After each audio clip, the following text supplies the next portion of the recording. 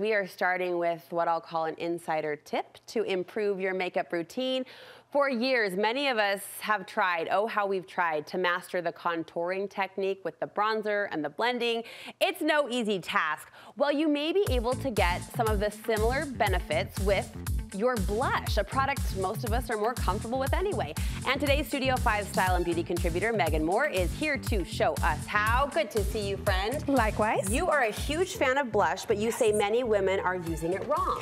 Well, not necessarily wrong, but just kind of using it haphazardly. Not really with like a motive behind it, like what's the goal here? Just kind of slapping it on because we like it and it's easy to use and it makes us feel pretty and awake. But there is a little bit of science to blush, and if you kind of start looking at it with a little bit more perspective, you can get different and better results. I'm one of those women. A little sprinkle, blush, blush, just brush, slap it on.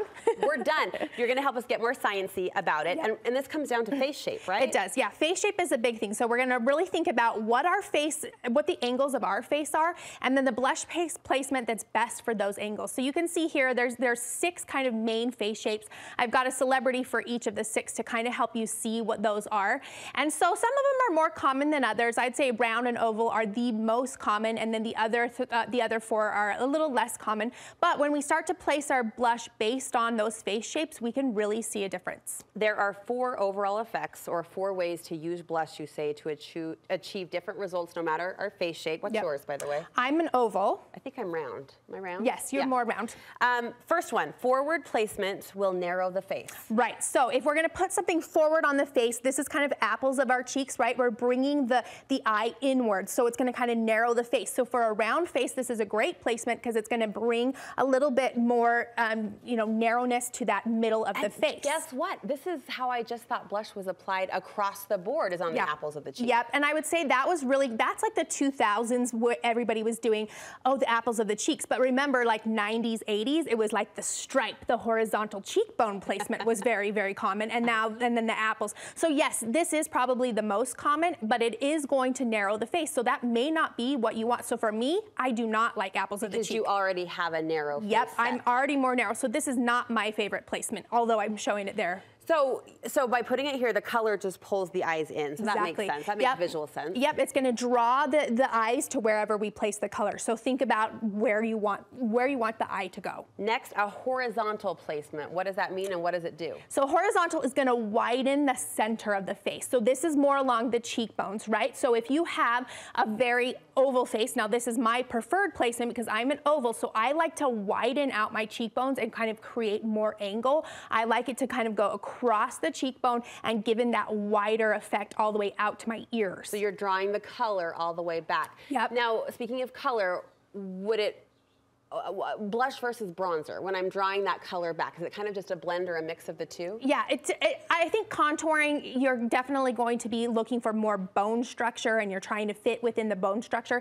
This is about light and more kind of softening the face or bringing the eye out. So you can do both, but they're gonna kind of do 2 different things. Okay, all right. Upward placement, what is this going to do? Okay, so upward placement is kind of high up on the cheekbones, almost up towards the temple. It's gonna widen this temple area. So again, if you've got a narrow face and you want to kind of bring it up, and then also if you're kind of trying to get a lift, then this high placement is really beautiful. So I kind of like a combination for me of doing that horizontal and then slightly lifted to kind of widen that temple area. So if you really have more of a narrow face, or if you feel like your face is kind of starting to droop and feel a little bit lower, this upper placement really close to the eyes, it feels kind of scary. I was going to say, that photo example, you look beautiful. You're glowing and it's blended, and I'm sure blending is the key. I would be terrified to put color next to my eye. Yeah, but it's actually, I see it happening all the time, even like on the younger TikTokers. They're all doing a higher placement really close to the eye and the temple. It's really fascinating, but it's very in right now, but it does really draw the face upwards. So let's swing to the other side of the age scale. If you are feeling a little, I hate to use the word droopy, but if you're feeling like your face is falling a little bit, that might be a trick to try. Absolutely. Bring it up a little bit higher. Don't be scared. You can always take it off if it looks crazy, but bring it up and blend it in and really see what it does visually for you. All right, lower placement, what will this do? So lower placement is great to widen the lower part of the face, and people sometimes that seems scary, but there are face shapes that this is really great for, diamonds or heart shape. With a lower placement underneath the cheekbone and back a little bit, it actually kind of gives more of that contouring effect. And so again, you wouldn't think, oh, I want to put my blush down that low, but you might be surprised. It can be really beautiful for kind of balancing out a face that has a very narrow jaw or chin. I imagine the right blush is key. You've got a few products you love you're going to point us to. Yes. Okay, so brushes, I think the biggest thing I've noticed is that we've gotten smaller with blush brushes. I do not own a brush this small. Because you can control where it goes better, right? So if you're purposely putting it in a specific place, a big brush is just gonna, right? It's just gonna spread it everywhere. So go smaller and see if you like that control. Okay. This one is more of a stipple brush by Real Techniques, so it's gonna be really great for blending out your creams and your liquid blushes. And it's tiny, it really is so small, but it's gonna really help you control where it goes. If you're more of a powder person, I like this one. It's a tiny bit bigger, but also by Real Techniques, but it's still quite small considering, you know, a lot of blush brushes are big. But it's gonna help you control where it goes and keep it in that area better. It makes you wonder why the blush brush has been so huge and fluffy and bunny cottontail-esque. Yeah, I think it was just because, again, we were just haphazardly doing it, and now we're kind of thinking about it a little Blush deeper. was flying all over. No more, no more. Megan converted me about it. Was it a year ago to the cream blush? And now I'm texting her from the aisles of Sephora like, what's that blush again? I love the cream blush. It is. It's a beautiful, glowy, a little bit, I don't know. I really love a cream, especially on more mature skin. So I have a cream option here. These are new by e.l.f. and they're their Halo Glow. I love these because, again, look how little this application is. So it's this tiny little sponge tip, and you can control exactly where it goes. Oh, pretty. So it doesn't kind of blow out all over the face. Okay. I love cheap options because then you can buy all the colors. Yeah. Too, right? And if you're a powder girl, I love this option by Essence. Again, super affordable at Ulta. Lots of beautiful colors, so you can buy all of them and have a lot of variety to work with.